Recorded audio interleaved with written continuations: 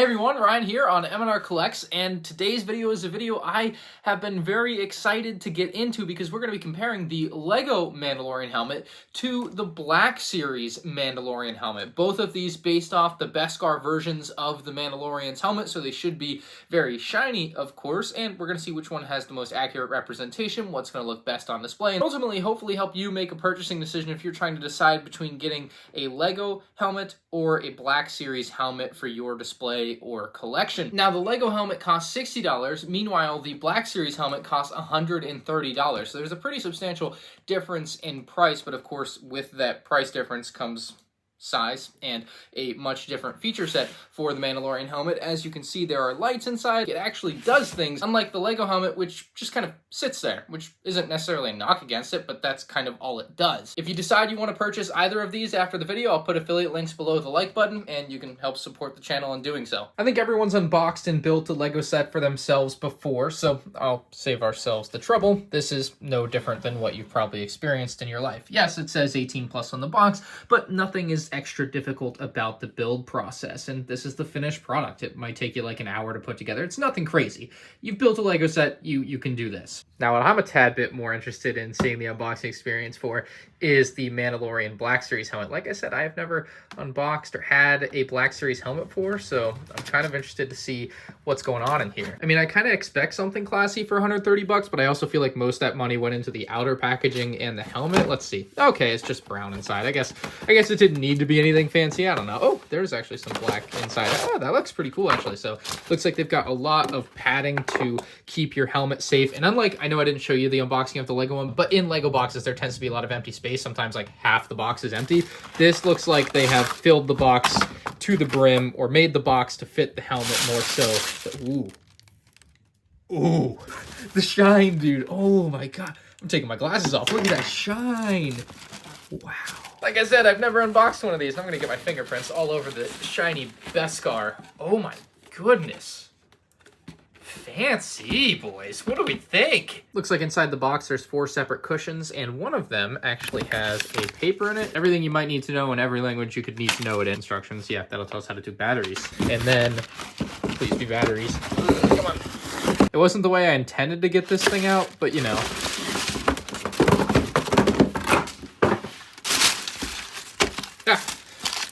It works. It would appear the process for getting the light on is pretty easy. Pull that out, and then... I lied. Oh, there we go. Okay, I guess it's another squeeze and pull method.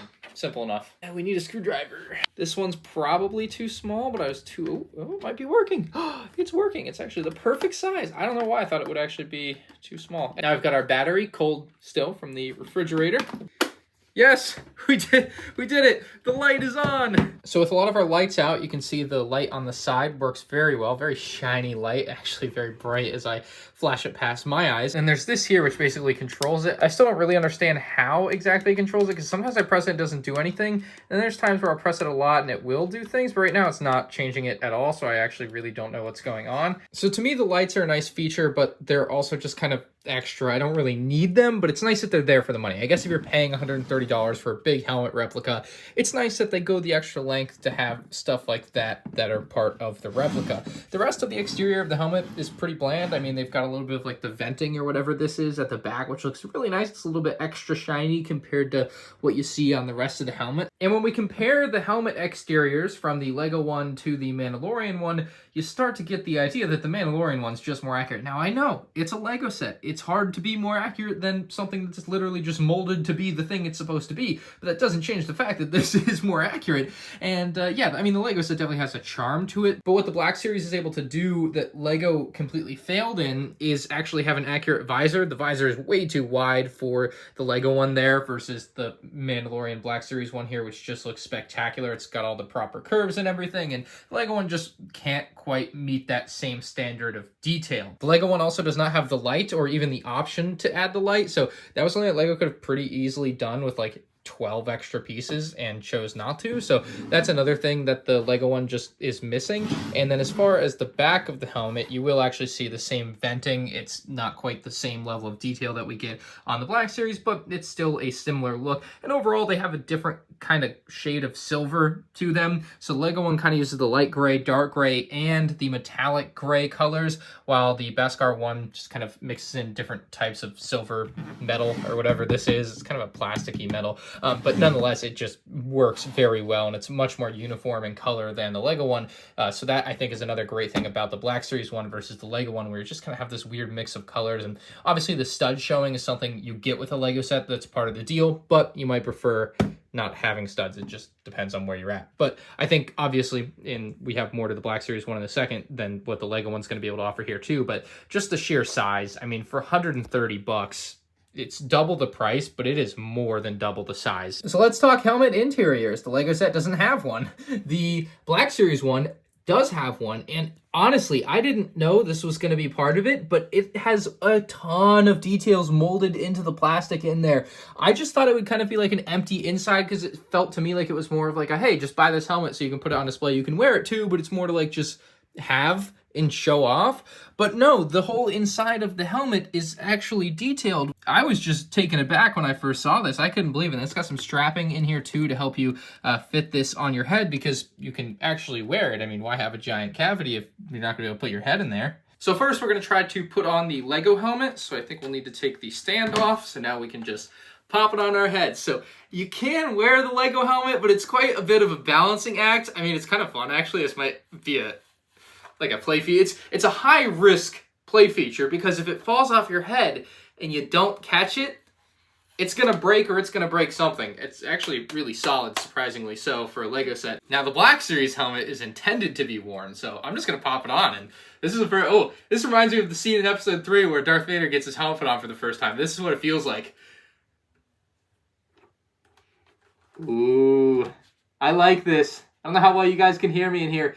One of the things I was worried about is it potentially fogging up, but there might be some vents, or there might just be enough airflow down here that there isn't going to be a problem with that. And it does feel like, I don't know how to explain it, but the headband moves independently from the helmet. So I can move the helmet while my head stays still, and it doesn't like tug on my hair or anything. So the headband is staying still on my head while the helmet rotates independently of that. So that's kind of neat. Anyway, this is a pretty cool looking helmet. I'm pretty impressed with it. I suppose if you're into cosplay, you might take a liking to wearing a helmet like this for more than 5 minutes at a time. As far as the weight goes, I mean, even if you're in a cosplay, I don't think this is too heavy of a helmet to wear around all day at a convention or something. And here, I kind of failed to mention that, but there are some cushions here, so you don't have to worry about the plastic banging up on your head or anything. Like, it's generally a very nice, well-built helmet that does everything you could want it to do for 130 bucks. If you're tight on space or money, the $60 Mandalorian helmet gets the job done. It's not the flashiest thing ever. It's not the best Lego helmet set ever,